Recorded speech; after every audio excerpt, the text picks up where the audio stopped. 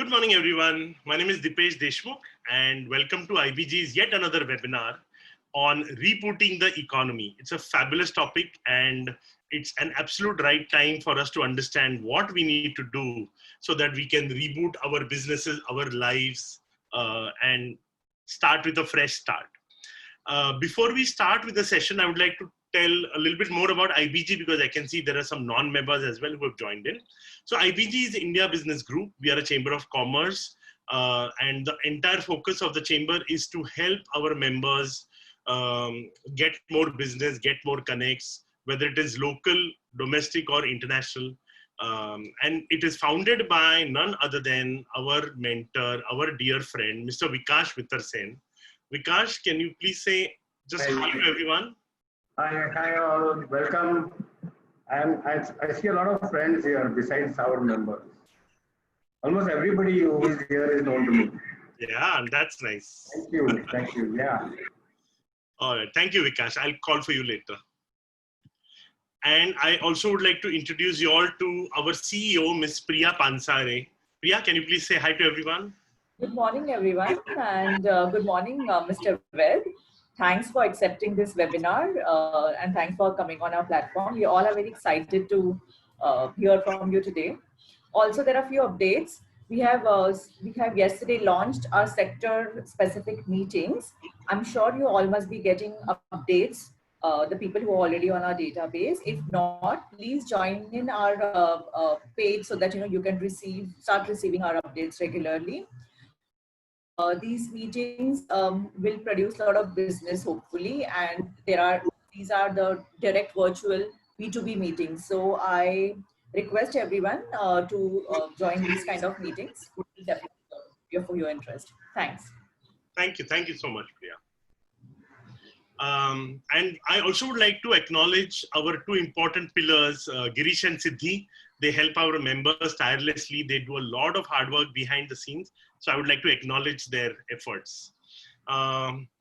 Before we start, I would like to request people to keep their videos off so it's less distraction to people.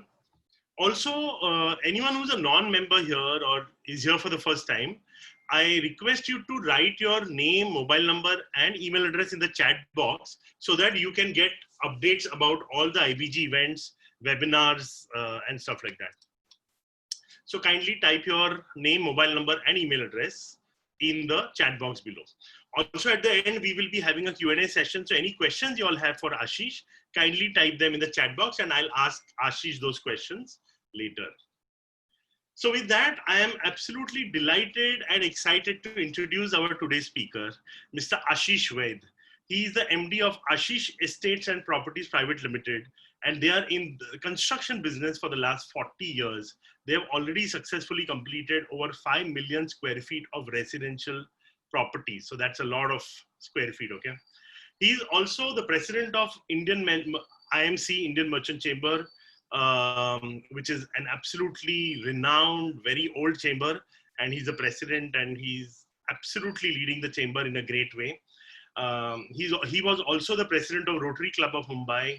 He's on board of several companies and charitable trusts and devotes a lot of time to social cause. And the best part about Ashish is his smile. And he's always laughing, always smiling whenever I've seen him. So Ashish, I'm really happy to have you here and I'm absolutely excited that I'm getting to host you. So welcome. Can you say a few words before I start the session and ask you some questions? Thank you, Dipesh, for those kind words of introduction. And it's a delight to be on the IBG platform. And of course, day one since the IBG started. And of course, Vikash ji is a very, very dear friend, more like an elder brother. And incidentally, we have our offices in the same building in Maker Chamber 3, Nariman Point. And also, we are morning buddies in the sense we meet at the Beach Candy Club every morning. Our mornings begin together with a lot of laughter and fun and conversations. We have a delightful group of friends. Unfortunately, we are missing all that since 15th March. And it's been like 4 months now, and I don't know how long more, but we look forward to maybe sometime, hopefully in the near future, again starting our morning routine. And we get exercise also, we have fun, and we joke a lot. And of course, I was delighted to see Vikas ji sitting in Alibag, and he's made good use of it by growing a new mustache. So that was really nice to see. And of course, I'm delighted to meet all your members and members of the IBG. And of course, I've been participating in a lot of the events which have been held at the Gallops and stuff like that. I've come for a lot of the fellowships. But yes, and my journey at IMC has been extremely exciting. I was the vice president and I took over as president last year. In fact, my term ends on Friday, the 10th of July. We have our AGM, and that's when my term ends. And it's been a very, very eventful year. We've had lots of new things, lots of new initiatives. The chamber's going great guns. And as you mentioned, it's a 113-year-old chamber. We take great delight, great pride in saying that mark off. Then we have 3,000 direct members. We have 160 trade associations. We have 4 lakh businesses we cater to. So it's a fascinating experience. It's been a great learning curve for me. Yeah, thank you so much. I'm sure. Thank you so much, Ashish, and really, really happy that you are you've joined us today. I know you're very busy, but you still manage. So thank you so much. So the first thing that came to my mind when we thought that we want to talk about rebooting of economy is a question that India wants to know. What has the government? What has the government so far done so far to help businesses? If you can throw some light on it. Okay, so I hope you will not quiz me like Arnab Goswami because you began like that. But Arnab is a very dear friend. But that is something that India wants to know, you know. Okay, so I think most of your members who are infected in our government is under the leadership of Honorable Prime Minister, is that in the last 6 years, our government has been listening to us. In fact, whatever we... can you hear me all right? Yes, the voice was a little cracking, but now it's better. Okay, great. So in the last 6 years, this government keeps inviting suggestions, objections, representations, and whenever we have represented, we get positive results. So if the suggestions are sensible and if they have merit in them, I've seen that we've always got fascinating results. It's always been positive. So that's a very good sign, because if you have a government which listens to trade and business and commerce, then it's bound, you know, then it's as if we are working together with them. So that's the beauty about it. And as you know, in the last 1 year has been extremely exciting. You know, we had the budget early, vote on account because of the elections. Then following that, when the government got elected, we had the actual budget. Then we had a series of packages by the finance minister. Then we had, of course, the Maharashtra elections. Following that, we had again, now because of the COVID, in the COVID times, you know, all the financial packages, one by one, they unveiled. Now, you know, what happens is, Dipesh, many times people feel that I'm going to answer a little long because it's you asked a very vast question. Of course. Yeah. So, you know, and many people feel that, oh, government is not doing anything, but that's not true. You see, these things to take effect take a long time. So people are impatient. They want immediate results, immediate gratification. It doesn't happen. It takes time. The things to bear fruit will take time. So having said all that, I just want to say what's in it for business and profession, since we are a business chamber. So first of all, they mainly cater to this MSME sector, which is the micro, small and medium enterprise sector. So as you know, they started off with this 3 lakh crore package, which is basically what they did was it caters to, it said that it'll give collateral free loans to about 45 lakhs MSMEs they were targeting. And I'm pleased to inform you that the latest results show that they've already disbursed out of this 3 lakhs crores, they've already sanctioned about 75,000 crores. So, you know, people say, no, the money is not reaching the businesses and all. It's not entirely true. But the 3 lakhs crores they've announced, 75,000 crores has been sanctioned in the lockdown. Hopefully, much more will be sanctioned soon. So that's the first package they announced, collateral free, 3 lakh crores. So that whoever had loans outstanding, 20% more would be given to them. Secondly, they announced a package of 20,000 crores for stressed MSMEs. The stressed MSMEs, this would benefit about 2 MSMEs that was targeted. And the third one was a very innovative one, which came out with a 50,000 crore package, which they call a fund of funds. What they are saying is that they will, for the first time, take stake in equity stake in the MSMEs, and then they will wait for that MSME to become strong and get listed on the stock exchange. And when it gets listed on the stock exchange, then whatever price it gets listed, they will liquidate their equity holding, and mostly probably at a profit. And when they get a huge profit from that, that money will again be recycled to the next lot of MSMEs. So in this way, it's the first time the government has thought out of the box. Until today, we had never heard of the government taking equity stake. Now, for the first time, they're going in for equity stakes in businesses. So this is a very big positive. Also, Dipesh, as you know, that the definition of MSMEs, which has not been changed for several years and which was antique, absolutely, and outdated, that has been positively changed. So what they've done is it's the definition based on capital employed and turnover. So the MSM, so they've divided for the micro, it's the capital employed will be less than 1 crore. For the small, less than 10 crores, and for the medium, about less than 20 crores. So if you fall in this, you fall in the MSM sector. And as far as the turnover is concerned, they said less than 5 crores, less than 50 crores, and less than 100 crores. And then the industry represented that, 100 crores is too little. Immediately, they came out with a clarification within a month, and they said, okay, we are increasing that turnover to 250 crores. So this is what I'm trying to say. They've been extremely responsive. Also, there was a demand from industry, and we represented from IMC, and I'm glad that they listened. Many of the MSMEs said that the export turnover which they do should be excluded from the definition of the turnover. So that also they accepted. They said, okay, we'll exclude the exports from the turnover.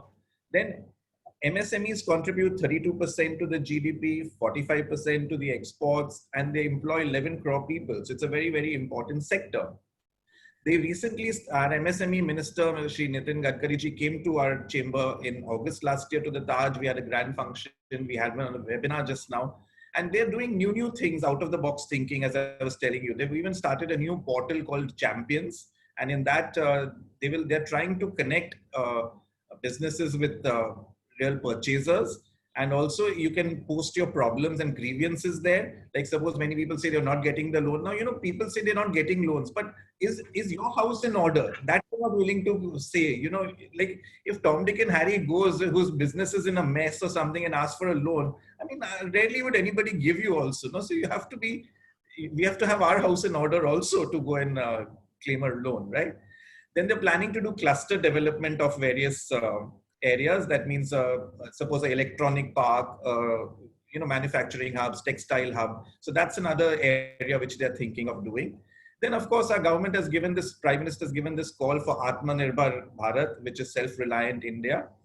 And and for the Be Vocal for Local, to go for global outreach. And it's apparently turned out to be the right thing, because what our neighbor is meddling around with us, and it may be the right time for all this. So if you see, after World War II in Japan, when it was totally ravaged, they also gave the same cry. And today, and then how Japan has prospered in automobiles and electronics and all, and become world leaders.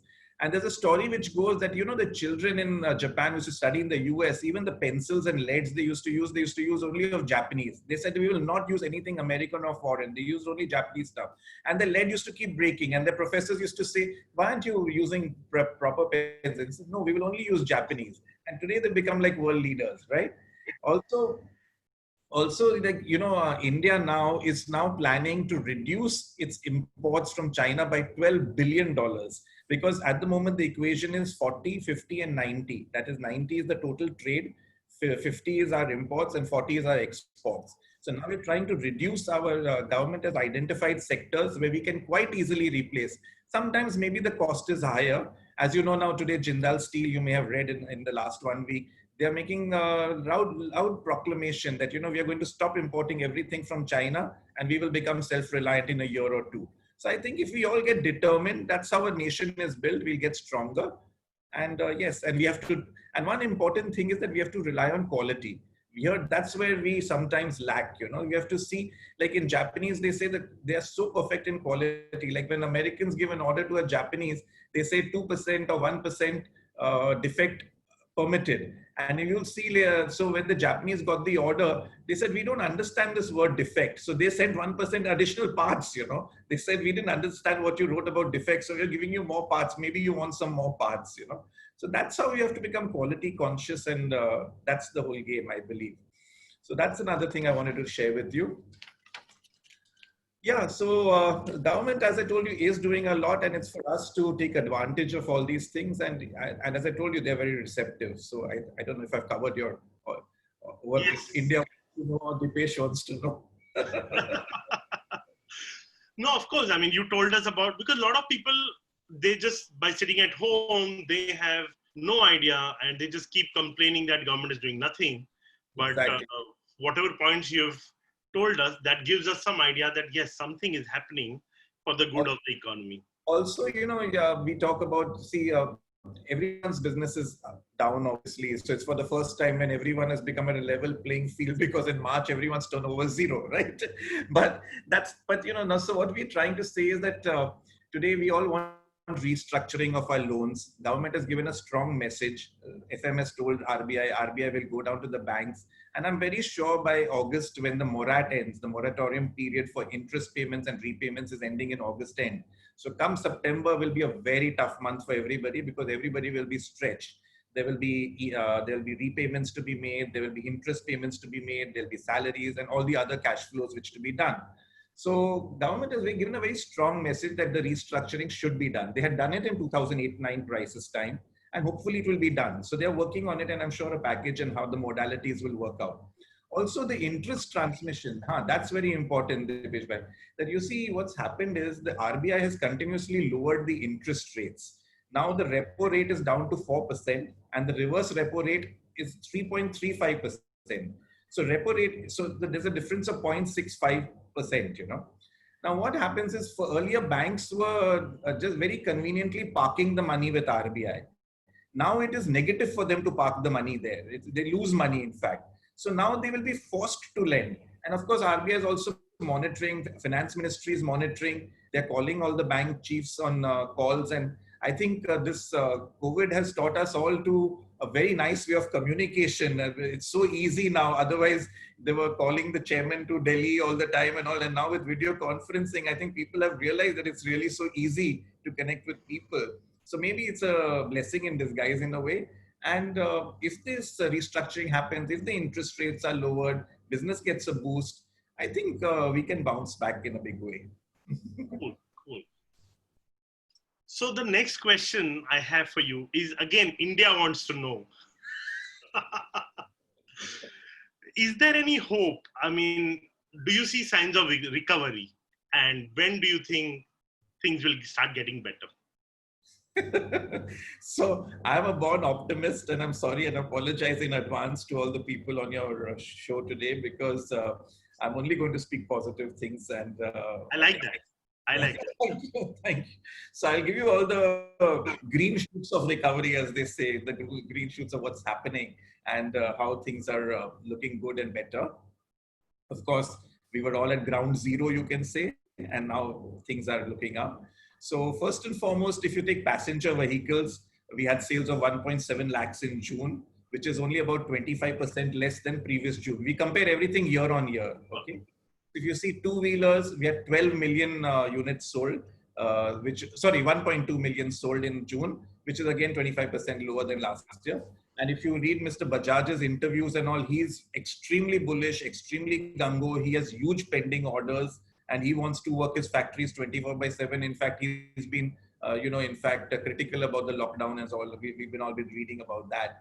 But that's a different story. But the good thing is that the sales are good. Also, if you see, as far as flats sales are concerned, the residential, I'm in the property market. So Maharashtra, I'm a developer, as you mentioned earlier. So in Maharashtra alone, we had 1,60,000 registrations in the month of June. Compared to 3,20,000 last June. But it's 50%, back to 50%. That's the sign, you know. Of course, some of it may be pent up demand of 2-3 months, but whatever it is, the signs are good, okay? Then you see India is adding about 60 kilowatts of renewable energy. That is another thing. India's trade deficit with China, as I told you, they're planning to reduce it, and it's already been successful. People in Delhi have already reduced by 2 billion. They said we are not going to import. Bank credit has grown by 6%, and rupees 102, that is 102 trillion rupees, and deposits are up by 11%. That's a very big number. Now, oil, we've been it's been so beneficial for India. If you recall, about a couple of months ago, it had gone zero, close to zero, the rate for oil. That was because of the future trading. Then of course, the real rate was about $20, and now it's back to about $40. Now, everyone says price of fuel is coming down, I mean, world over, but crude is coming down. But in India, petrol and diesel is only going up or remaining at 80 plus, Government has very clearly said once, twice, thrice. See, this is a mode of revenue, and they want to keep the prices high because it's a deterrent. They don't want pollution to happen. They don't want people to keep blowing up fuel, because pollution happens with that. So it's a deterrent, and it's a revenue earner. So, I mean, if for everything we keep saying, reduce tax, income tax, reduce GST, reduce petrol cost, reduce everything, where will they get their revenue from? So they have to do a balancing act overall, and we've got used to these rates. And God willing, going future, things are changing. We are going in for renewable energies also. We are going in for electric cars. Incidentally, I was chatting with you before. A person like me went and bought an electric cycle yesterday. So okay, so that's what things are happening. So that's another good sign that the prices of fuel are coming down. Then I don't know whether you read that the railways, they are privatizing trains for the first time in the history of our, in 1890, say the trains when the British started. Now we are first time the government is saying that we are opening up for privatization, the train sector, and opening up 100 routes by 2023. This will be a game changer. You'll have faster trains, cleaner trains, more efficient management. Today you see Delhi Metro, you've all been in it. It's the best metro. It is world class, absolutely. Mumbai is getting its metro soon. So I think these will be game changers. Already our fuel consumption is at 90% of its previous level. Even our power supply is back to 90% of previous levels, pre-COVID levels. Our GST numbers you may have seen for June, they're at 90,000 crores, which used to be about 1 lakh crores. So, okay, stock markets were at a peak at 42,000 pre-COVID. They crashed to 28,000. It's back to about 35,000. Also, world over, in the US, it's already back to its normal level, which was earlier. The best part is interest rates in the US and Japan and all these countries have become close to 0%. So there will be a lot of money coming in. Why doesn't the money come in? Only because they're afraid of the fluctuation in currency. If we can assure that, in fact, our Honorable Minister of MSME keeps saying, why don't you all take foreign exchange loans? After all, the depreciation of rupee is about 5% to 10% a year. So you will only be suffering that. And if you can hedge that in some way, which is at 5%, you can get loans at cheaper rates also, even for infrastructure. Our agriculture sector, Rabi crop has been superb, and 150 million tons. In this COVID time, our Honorable Prime Minister could, because our granaries were full, we could give free grains to our poor people, poorest of the poor, marginalized people. Kharif crop has been sowed well. Hopefully, again, we are having a great monsoon, though it's just at the beginning. But as you read today, July's 60% of July's quota has been consumed. So that's another plus. Then we come to, very good point, Dipesh bhai, that India is, I don't know whether you're aware, is external debt free. We don't have any external debt at all, our government. What we have is the internal debt, and our debt is 70% to GDP.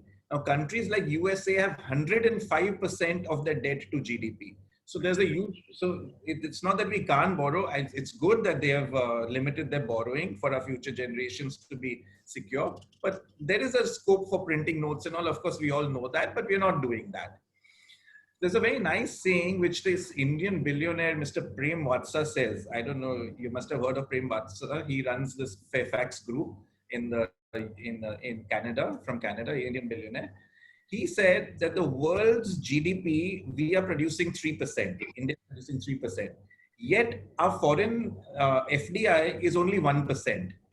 So imagine if the FDI went up from 1% to 2%, if the foreign direct investment to India increases by even 1%, 1 to 2%, we get in $3 trillion. $3 trillion. So he says that, in fact, he's saying that India is left, right, center. I would only invest in India. So he's betting big time on India. And that's what we should look at.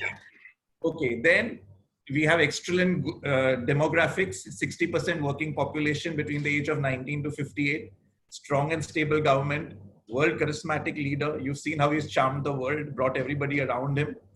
Large domestic market. Where will you get this? 1.3 billion people. First, you have a ready-made market. You don't need to go all over the world. Plenty of natural resources. We are the second largest in coal, second largest in steel, naturals. Hard-working, intelligent, English-speaking population. Even China suffers from that. They don't have English-speaking people. So we are lucky in that way. We are strategically located, oceans on 3 sides. We can be an absolute port for trade, imports, exports, everything. Peace-loving nation, no first use, which has been proved time and time again. There are other people keep instigating us, so we have to defend ourselves. We've proved to the world that we are a helpful and a friendly nation in these tough times by providing medicines, by providing a hydroxychloroquine, by providing the new drugs, and also even by providing all masks and PPE equipments and all. That's a great point. You know, India is producing no PPE equipments, and now we're producing 4 lakh PPEs equipment a day, and we are exporting them. So what can't we achieve if we are pushed to it? We didn't have a market, so we didn't produce. The minute we were pushed to produce, every second person, everybody started producing it. Foreign reserves, $500 billion foreign reserves. Last year increased by $45 billion. Okay. Gold reserves, we have 650 million tons of gold and the 10th largest in the world. Can you hear me, Dipesh? Hello? I can hear you, I can hear you. Yeah, sorry, no, I just saw the IBG screen. So I'm just trying to tell you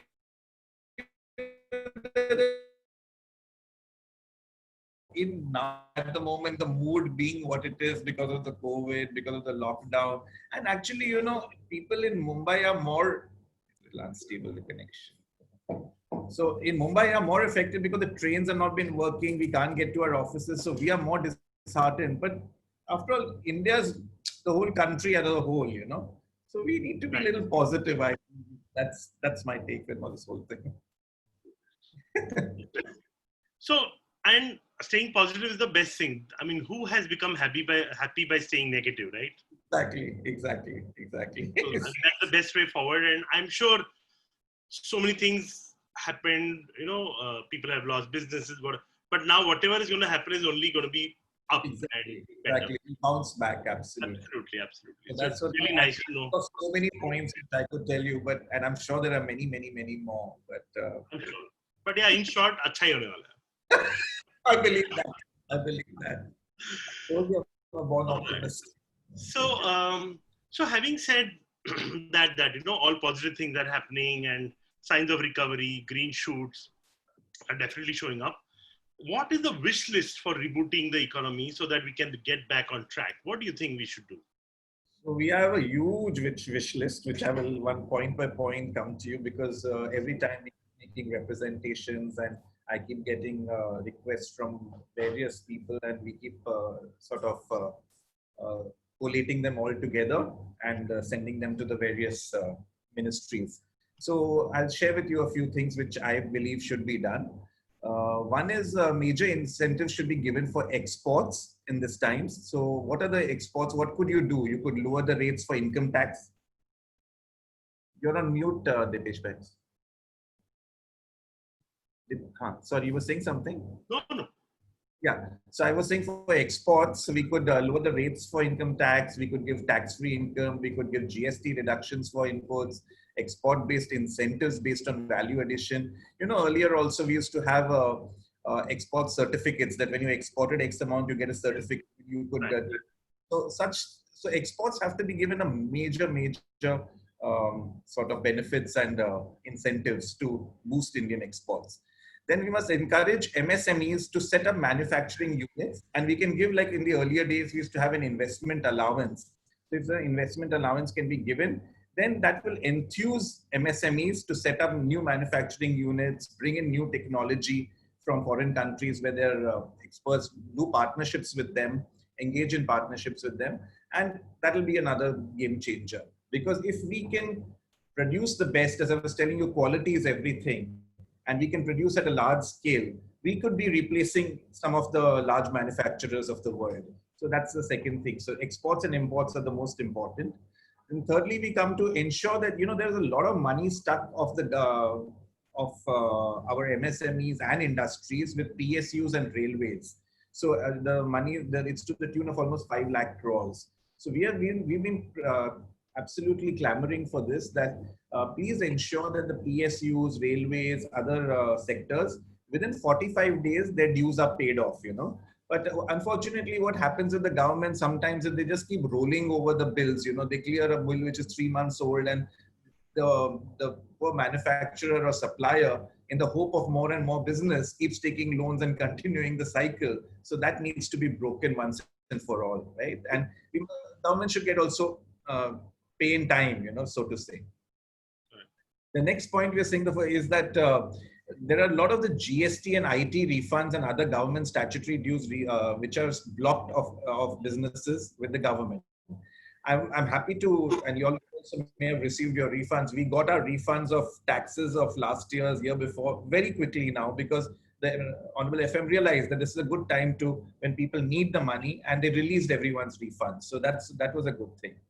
And that is also on our wish list, that government should refund whatever's refunds are due to the public at a faster pace.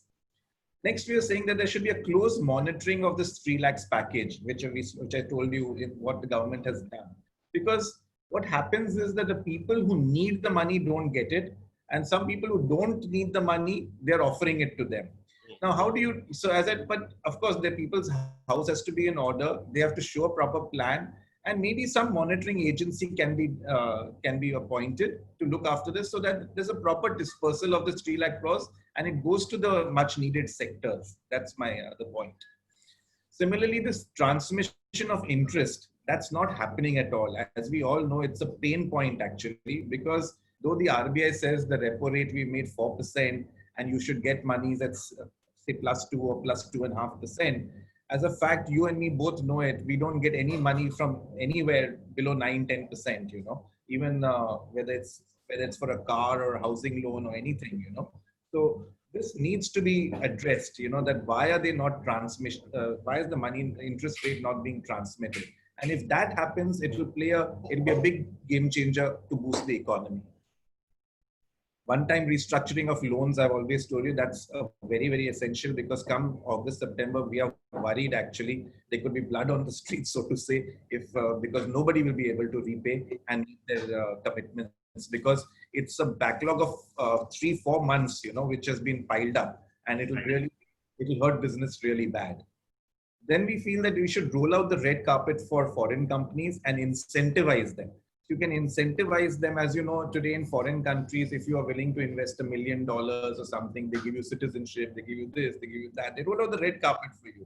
Similarly, we should also incentivize and say that if you bring X amount of dollars, suppose you bring, say, $5 million, $10 million, then you get this. If you create so many jobs, you get this. And the more they bring and the more jobs they create, we can incentivize them in a big way, that it'll enthuse foreign companies to set up shop in India. Then another very important point, Dipesh bhai, which has been hurting our people, is the uncertainty of laws. So, you know, what happens is sometimes a government law is passed, you know, the telecom issue which is happening at the moment. And then after 3 years, 5 years, 10 years, the courts overturn them. So there has to be stability in our laws. And for that, we are suggesting that whatever law is enacted, that for 3 years of minimum 3 years or at least 5 years, you can at least have it that this will be a stable law. There will be no changes in this, whether by a court of law or by anything. This law is like absolutely encrypted and it cannot be changed, you know. So that's a very important point. Then, of course, our legal system being extremely slow and action not being able to take. And again, as I was telling you, thanks to this COVID, we've learned that you can do e-courts can be done. We can have some quick hearings. So some of the cases are fairly routine. Like we read about, the other day, there was about check bouncing cases. Now, they're very standard cases that are 90 days have passed, people have not honored their check, then they go to the metropolitan magistrate, and it just goes on. Now, if there's a standard formula for these sort of things, it can easily be disposed of on by e-hearings, and that should be promoted and encouraged in a big way, according to me. It's like a judicial reform in a way. The other thing we believe is that we must strongly consider like internet as an essential service. Today, I mean, you and me can speak. As I told you, coming in the morning into your office, my internet was not working in the office. Luckily, my son was here. He did some hotspot from my mobile, and I'm connected to you. But so it has to become like an essential service, and we have to build an internet infrastructure which is low cost, reliable, and high speed. Then it can really serve several purposes. As we know, there's AI, IoT, all these things can be really used very, very effectively. Especially for e-learning. E-learning can be so great on that. Today, you know, there is a, I don't know whether you've read this gentleman, he's called Peter Diamandis. He runs a thing called Singularity University. And if you go on his site, he says, today Africa is considered backward. Why are they considered backward? Because they are not educated. They don't have education. They're in poverty. But if like today, Bill Gates Foundation and all, you're aware, they're giving them all tablets and electronic gadgets and stuff. If they can connect to the best universities in the world and you never know, tomorrow they'll be English speaking and they can be one of the greatest nations going forward. Data availability. Today, you know, unfortunately, though we have transparency in India to an extent because our media is very strong and we have very good reporting and it's a free media, but the availability of data and information is not very forthcoming. So we have to have very strong data and statistics sort of available at the touch of a finger. And what data and statistics helps, Dipesh, is to develop your business, to develop your marketing, to develop your skills, to be knowledgeable about what are the dangers, to be knowledgeable about, you know, various, the pluses and minus, pros and cons of business, basically. So data availability is a very important thing. These are all the wish lists I'm going on and on. Huh? You tell me when to stop because my wishes never end. Okay. Then e-governance, as I told you, for state and center. As you know, today, even for my building permissions, you know, to start a project, we need like close to 50 permissions. We talk of all single window and all, but frankly, it doesn't happen. So if it can be like, you know, e-governance, single window, absolutely on, you can get your permissions. If you submit the documents online, that'll be great. It is happening in many places. As you know, in ease of doing business, we have upped our rankings a lot. Like that's another very important point. As you know, from the ease of doing business, we've come to 63 number. And I was told in one of the honorable minister's meetings, he said, you know, everybody just sees the number that we've jumped up 60 points and all. But do you know, they had to modify 13,000 laws or scrap some laws, enact new laws, modify laws, club some laws. So he's saying 13,000 amendments had to be done to achieve that. So why not the next 13,000 to be number one, right? That's the other wish list, of course, e-governance and all. Then we come to agriculture. In agriculture, you know, we are heavily dependent on the monsoon. So we are, in fact, we've been saying that, you know, like in Japan, there vertical agriculture. We can look at that. We can look at improving our soil conditions. We can culture. The best part is, as you know, just now, what the government did was that they eradicated that MSP, minimum selling price, which they had, and the APMC. So now the farmers can charge and sell it to where they get the best price. So that's a really big, bold amendment and a political move and all, as you know. Now, if that happens now from farm to fork, you can get like exotic fruits, exotic vegetables. You know, they charge a bomb for all these things. If you have an exotic flower or exotic horticulture, exotic fruits, exotic vegetables, you can charge so our farmers need to be like a sort of educated to do value added stuff, you know, and improve their livelihood. Of course, one of the problems we face is our federal structure, which is the state and the center. So some laws, even if the center enacts, the states don't follow. So then there are things in the concurrent list. So that's a little challenge. But having said that, I think we're doing fairly okay. But unfortunately, because some political party rules some state and some rules the other states, it becomes a bit of a challenge. I hope that we could have been some kind of uniformity would have been there, because like land being a state subject, unfortunately every state is doing its own thing, and that's why we have this sort of thing. But if the directions from the center are strong, it can have a lot of impact, I believe. Right. Last is Right. So, sorry, you have time? So that was a nice big list that you gave, and I think everything just made sense. Yeah. And two last important ones. Please. So one is infrastructure. I'm one for strong infrastructure. Today we go to the West, and there are countries like last year we went on a delegation with the President of India to 3 small countries. We went to Iceland, Slovenia, and Switzerland. Such small countries, their GDPs are like 2.5 billion, 5 billion, and 70 billion. Just that respectively, Iceland, Slovenia, and Switzerland. But you see the infrastructure, world class, roads, world class, airports, world class, railways, world class, So that's very, very important. Now, of course, we have said that we have set out on this mission of 100 lakh crores to be spent in 5 years on infrastructure. And I just hope and pray that our government really attacks that one thing, will be a game changer. Our rural villages will get connected, our cities will get connected, and it'll be a game changer for India. And let's just hope and pray that that happens. And the last one point which I want to really is that what this crisis has really thrown up is the health sector. We are very, very weak, Dipesh. Today in Mumbai, we don't get a bed. In Delhi, you don't get beds. These are the big metros. So like South Mumbai has barely 5 good private hospitals, each like 300 bedded hospital. What are we talking of for a population of, 2 crore people in Mumbai, and you have like 2,000 beds only in South Mumbai. So we really need to ramp up our healthcare in a very, very big way, healthcare and education. So, I mean, this is a sort of, my wishes never end, but it's the paucity of time. Yeah. Yeah, but you're wishing for others as well, right? Not just for obviously. You. Yeah, obviously. Wishing for us all. Yeah, exactly. That's right. Yeah. Great. I'm optimist, but I keep wishing for the best. Yeah, exactly. Cool. So what I'm going to do is I'm going to take some questions. So guys, if you have any questions, kindly write them in the chat box. Already some people have written, so I'll start asking.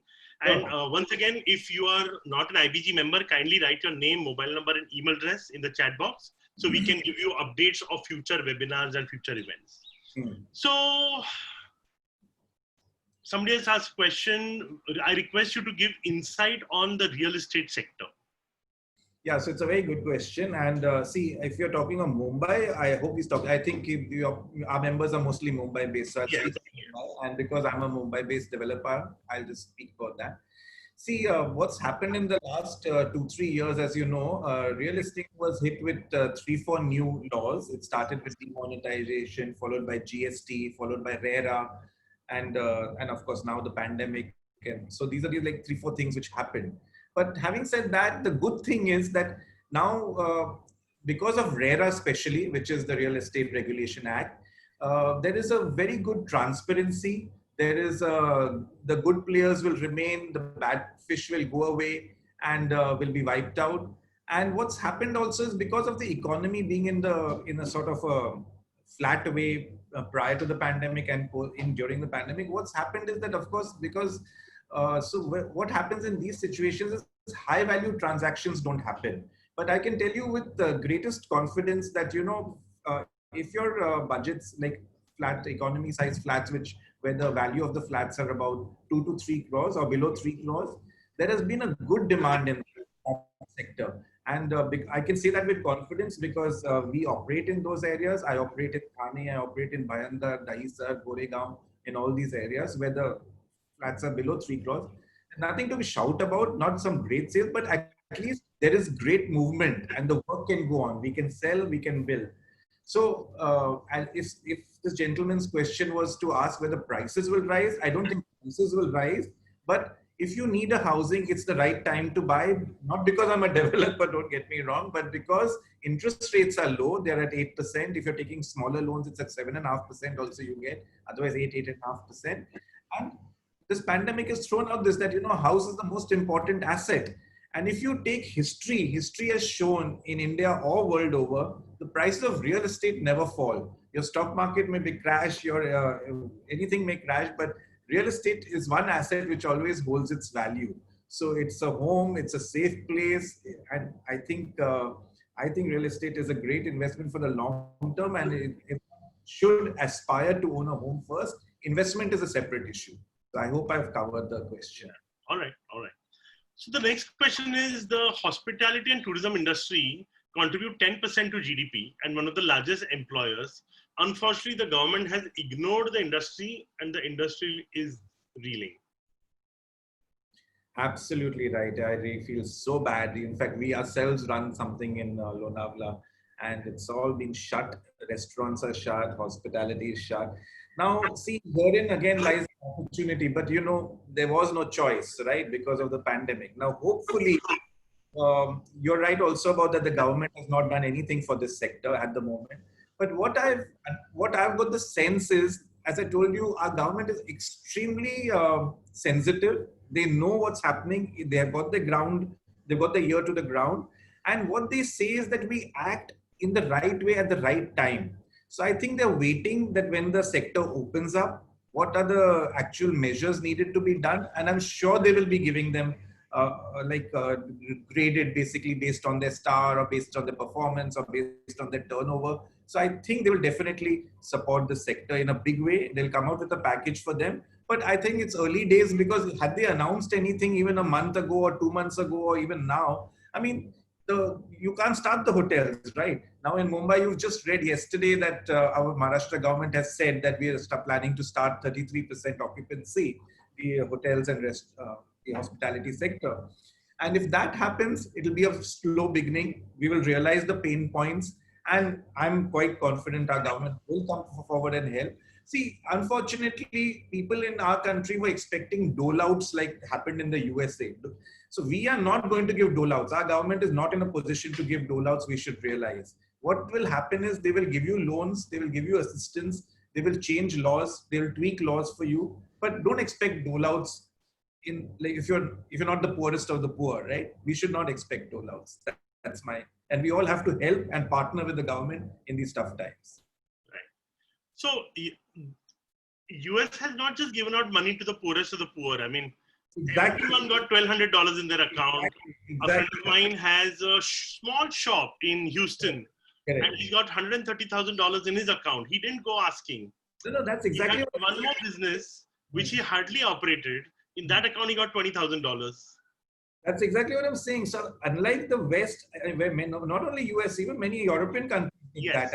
Germany did that for that matter. But what in India, they did it. I said poorest of the poor. In India, we did it for the poorest of the poor, where we gave to the, we'd put money in their bank accounts, we gave them grains and all that. That's for the poorest of the poor, which is 70, 80 crores of our population. So I think the others should not even expect any dole-outs. That's my point. That's what I'm trying to say. And I'll be grateful if we even tweak the laws, modify the laws to our benefits, and even help us by providing easy finance in these tough times to be repaid in a phased manner till things recover. All right. Another real estate related question. What kind of projects you feel as a developer should be given as priority for a business deal, residential, redevelopment, or commercial? So at the moment, this commercial and the malls and all is unfortunately, and now people are realizing that there's no use, in fact, of owning offices also probably, and everybody's going to be scaling down their, work from home. A company like Microsoft, in fact, my son works there in the US. They said, please work from home. You don't need to come to office. You do your job from home. So I believe that's not the sector. Residential, I believe, is the hottest sector. And as I told you, especially the sub 3 crores, because that's where the major demand is of our middle class. And we need to. So I believe that these are the best areas to operate in. All right. So with that, there are several questions that are repeating, related to tourism, travel, and stuff like that. So I will not ask them. So In fact, for the we have tourism, almost run out of time. So I will very quickly invite Priya to say a few words, and then we will have Vikash to do closing remarks. Priya? did India get to know what it wanted to know? Yes, absolutely. That's why I'm not shouting. Nah, I didn't have to. What an informative session this was, Mr. Vaid. This was extremely, extremely informative, and I'm sure everyone must have got a lot of knowledge out of this session. Thanks a lot. Looking forward to see you soon. Thank you. Thank you. Thank you, Dipesh. Thank you. Thank you. I will Vikash invite would like to say Vikash to say a few words. Vikash? Am I unmuted? Yes. Okay, so this was a very exhaustive thing in a very short time. A lot of learnings here. I have just two more points to tell Mr. Ashish. Yeah, sure. The government needs to, they have given us 20 lakh crores. Yes. In whatever fashion, loan waiver or guarantees. I think this country to reboot, because we are talking of rebooting. Right. The government should give straight away 1 lakh crore. Right. 100 lakh crores instead of 20 lakh crores. Awash the country with money. Yes. And do it fast. I mean, 20 lakh crores is good, but it is not good enough. That is there. I mean, everybody should have money to do a small business. Most businesses have failed. Just giving a loan is not going to help them. So we actually need to radically think through these two things which I'm speaking. 100 lakh crores to be dispersed in whatever way the government wants and thinks right. The second is, from 15 years or so, we have been hearing about these farm loan waivers. Why can't we do the same for the mini and SME, not the medium, but the small sector? Why can't we just wipe out their loan? Again, a radical thing, but let them start afresh. So this is where IMC, ASSOCHAM, FICCI, these guys, if you all can get together, government listens to you, you have their ear. Try to do something like this if you think, yes, makes sense. And again, thanks a lot. This was one of our best webinars. Thank you, so sweet. That's so kind of you. Thank you. And a big thank you from me, Ashish. Keep smiling, keep laughing. Always a delight to see you. Thank you so much, Ashish. Thank you. God bless. God bless. Thank you. Thank you, everybody.